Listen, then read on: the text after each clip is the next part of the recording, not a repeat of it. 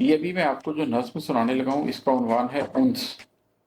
ये मेरी नज़्मों में ज़रा मुख्तलिफ़ किस्म की नज़्म है, क्योंकि आप मुसलसल मेरी जो गज़लें और नज़्में सुन रहे होंगे उनमें बड़ी नज़रियाती किस्म की बातें होंगी।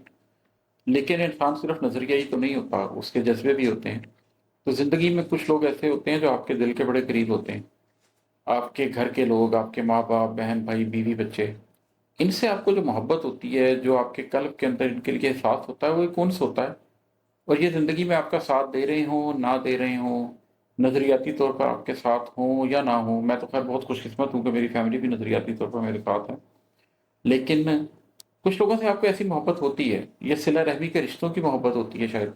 तो उसके तनाज़ुर में ये एक छोटी-सी नज़्म है कि कैसे ये रिश्ते, कैसे ये ताल्लुक़ हमें प्यारे लगते हैं और कैसे ये हमारे दिल को भाते हैं। ये है कि उन्स, क्या करते हो, क्यों भाते हो? क्या करते हो, क्यों भाते हो? सब चेहरों में दिख जाते हो, सब रंगों में रंग आते हो। क्या करते हो, क्यों भाते हो? सब चेहरों में दिख जाते हो, सब रंगों में रंग आते हो।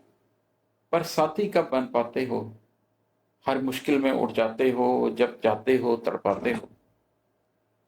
पर साथी कब बन पाते हो? हर मुश्किल में उठ जाते हो, जब जाते हो तड़पाते हो। अब खुद को क्या समझाते हो? दुख देते हो, सो पाते हो, फिर रोते हो, घबराते हो।